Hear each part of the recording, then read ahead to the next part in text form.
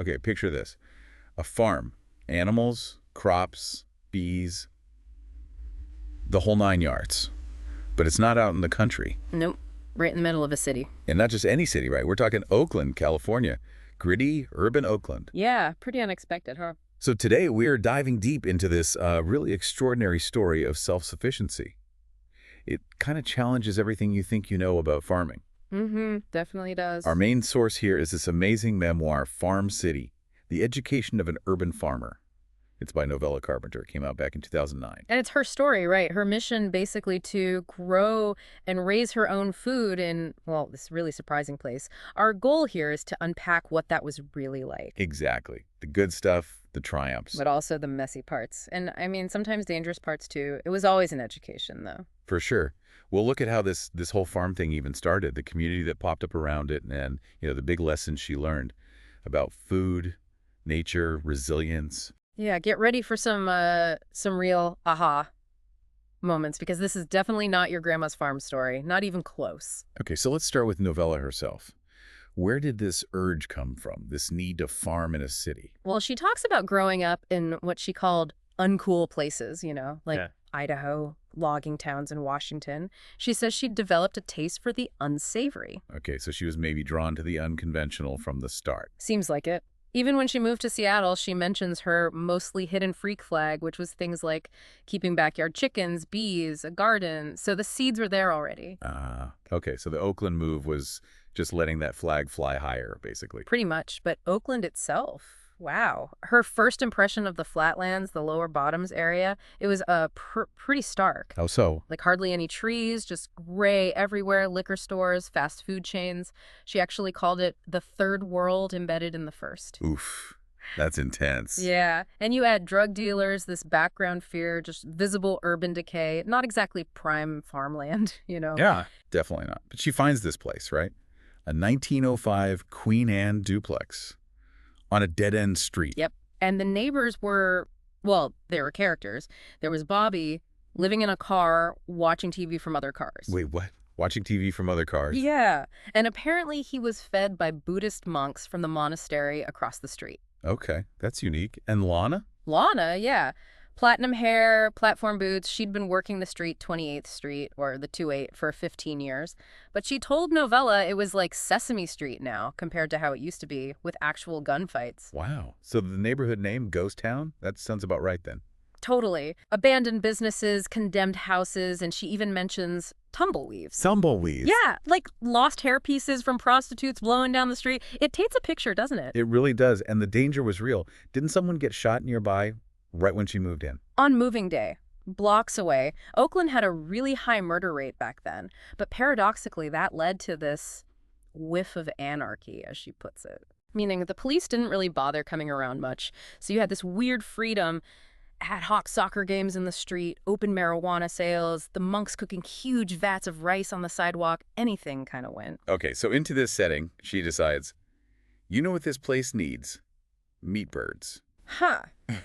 Yeah, basically, she called it evolving to the next level of self-sufficiency, ordering chicks and stuff from Murray McMurray Hatchery. It was part of her California reinvention, where you're supposed to raise his freak flag proudly. I love that. So the birds arrive.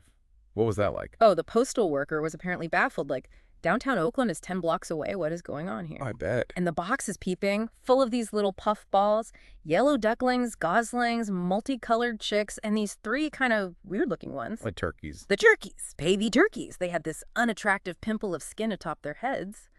Even her neighbor, Mr. Nguyen, who'd been a farmer in Vietnam, recognized them, gobble gobble, but warned her his wife's Thanksgiving turkey was always tough. Huh. So instant confirmation. Livestock had officially arrived on 28th Street. The Wild West vibe, complete with poultry. Yep. And setting up, I imagine that wasn't exactly smooth sailing. The brooder was just a cardboard box. Pretty much. Hastily built, shredded paper, heat lamp, homemade waterer, very DIY. And the first challenge. Just getting them to drink, especially the turkeys, the dim little turkey poults, she called them. They apparently struggled like hellcats. And they hadn't even developed their snoods yet, that dangly bit. Huh. I wouldn't have thought drinking would be hard to teach. Me neither. And then the ducklings and goslings just wanted to splash water everywhere, created a disastrous species intersection. She had to make a separate brooder for them in an aluminum wash tub. So much for the cute Hallmark card moment in the living room. Well, there was that, but then reality bites, like dealing with pasted vents. Oh, right, the blocked buttholes. Ugh. Yeah, had to clean them with Q-tips. And she felt guilty tugging off their little downy feathers. It's like, lesson 1, farming is biological, messy, and not always pretty. A quick, unromantic lesson indeed. Okay, so the animals are there, but what about the farm part? The land.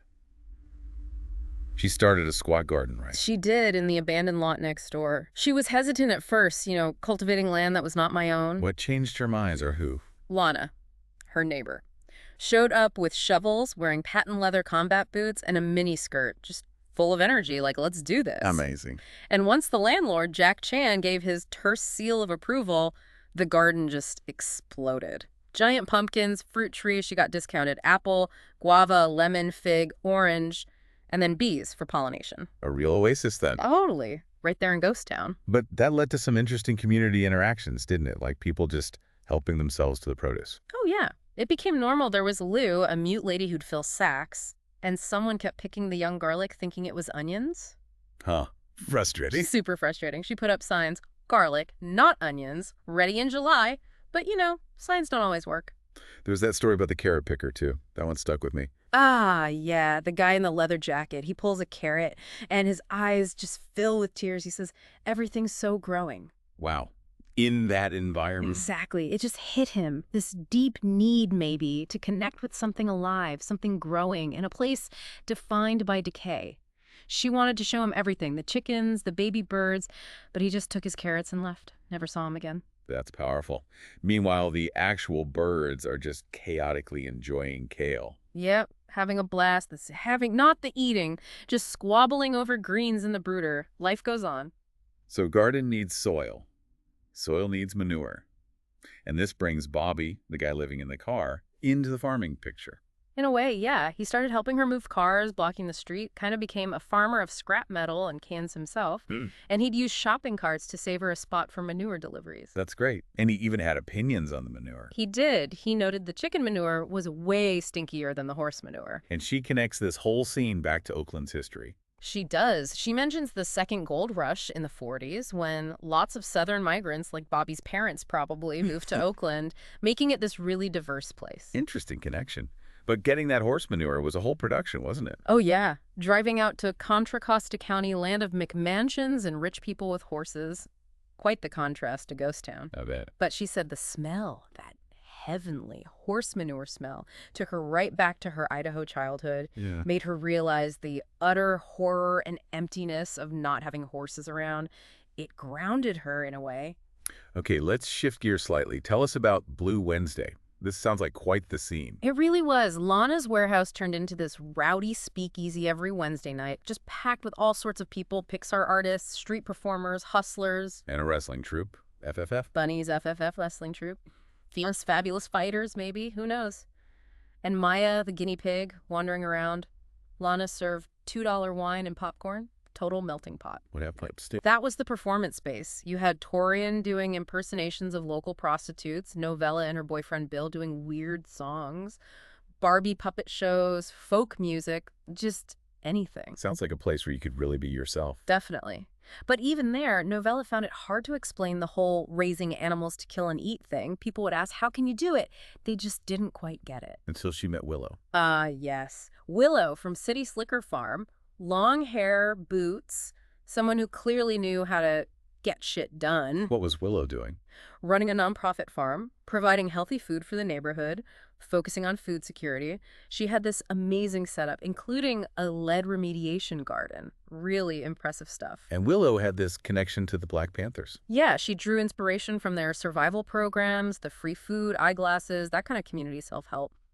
Willow even planned a little Bobby Hutton memorial plot of lettuce, history echoing right there in the garden. So meeting Willow was a turning point for Novella. big time. She's at Lana's, takes a shot of tequila, and just feels ecstatic to have found my people. Shouts, "Viva la granjas urbanos! Long live urban farms!" She found her tribe. Exactly. People who understood working with land and animals in this gritty way. Different from her parents' generation, the whole back to the land thing that she felt ultimately failed. And through it all, you hear the monks chanting next door. A constant presence. Okay, so the farm is growing. She's found community, but then things get more intense, especially with the turkeys. Harold and Maude, they weren't just any turkeys, right? No, she found out they were heritage breeds, a standard bronze and a royal palm. She read about them in this book, A World of Presidia. And why was that important to her? Because they were different from the standard industrial turkeys, the standard whites. Those grow super fast, live indoors, have huge breasts, and they can't even mate naturally. Wow. So Novella was really proud her turkeys were heritage as hell, and as she put it, could have sex. It was about preserving something real, something natural that industrial farming had lost. And they had this weird connection with people, like dogs. Yeah, this behavioral neoteny. They seemed to choose to hang out with humans, were curious, almost like their future was tied to ours. Really fascinating. And they also caused trouble, right? Strolling out onto major streets. Oh, yeah. Harold and Maude nearly caused accidents on Martin Luther King Jr. Way. She talks about having to use the turkey wrangling position, crouching low, arms wide, like it was programmed into our DNA or something. Huh. I can picture it. But urban farming has unique anxieties, too, like the avian flu scare. How did that affect things? That caused real concern, especially for her Vietnamese neighbors. Their families had dealt with it back in Vietnam. Novella looked it up on the WHO site, warnings about close contact with sick birds, even chicken feces where kids play. Yikes. That must have made her second-guess things. Totally. She describes looking at her chickens marching around, pooping copiously, and wondering, was a dozen eggs a day worth all this drama? Yeah. It added this layer of risk, this unease. And then real tragedy struck. Maude. Yeah. That was brutal. 2 dogs, a pit bull, and a Rottweiler mix got into Bobby's auto yard where the turkeys sometimes were. And Novella tried to save her. She did. Tried to scale the chain link fence like a weak spider woman, thinking about how easily car thieves seem to do it, but she was too late. Oh, no. Found Maude torn up, dead, feathers everywhere, dotted with blood. She contrasts it with her dad's farm life in Idaho. He would have just shot the dog. Urban reality is different. And Harold's reaction. Heartbreaking. He did this mating dance around Maude's body, then started hitting his head on the ground, made this weird thumping sound. Novella said she got misty-eyed watching it, but it was also practical loss. Lost work, lost feed. How do they handle it? Buried Maude under the apple tree. Lana cried. Bill, her boyfriend, was pragmatic. What a waste, suggesting they should have butchered her sooner. Harold just seemed lonely after that, watching TV from a neighbor's roof, leaving giant turkey poops behind. Man, that's rough. And it didn't stop there, did it? The opossum incident. No. Woke up at 3 a.m., ducks going crazy. Found 2 dead birds and the culprit. And a possum. What did she do?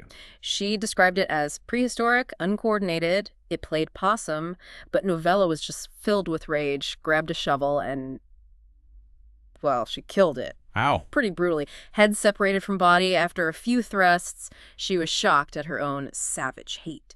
That's intense. What was going through her mind? This paradox. She realized, I had planned to kill them myself to eat. The opossum was just a predator doing its thing, a small-time player, compared to her plans for roasting and confighting. Right. It's different when something else tastes them. Exactly. And then Mr. Nguyen's reaction, gently cradling the dead duck and goose, that somehow inflamed her rage even more.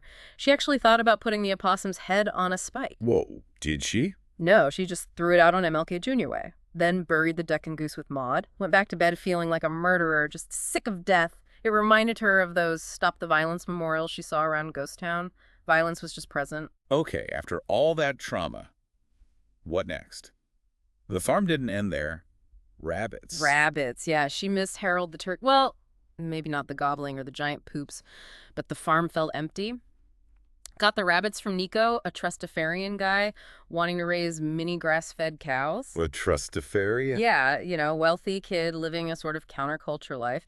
Anyway, rabbits presented a new challenge, killing a furry mammal. Right, different from birds. Did she have experience? Her parents raised them for meat when she was a kid. Remembered it tastes like chicken.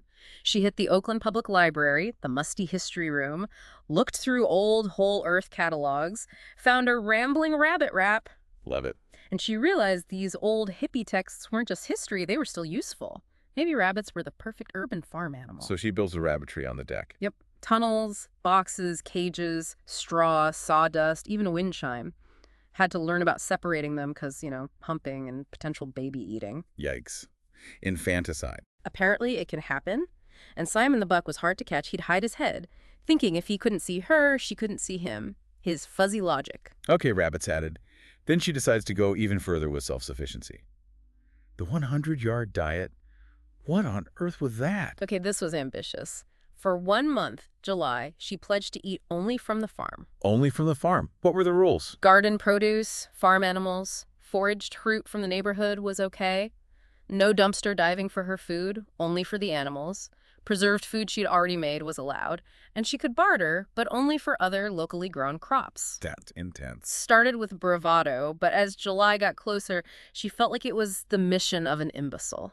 How did it go initially? Reality hit hard. She was carb-starved, hoped for lots of potatoes, but potato bugs got most of them, found only 2, the size of marbles. Oh, no. So what did she eat? Salvation came from homegrown corn.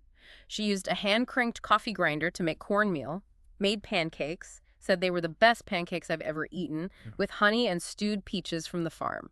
Okay, that sounds good. But stressful, I bet. Totally. Put a strain on things with Bill. He complained her breath was dry-like from no coffee. They missed going out cooking together. And didn't her egg supply drop too? Yeah, a hen went broody.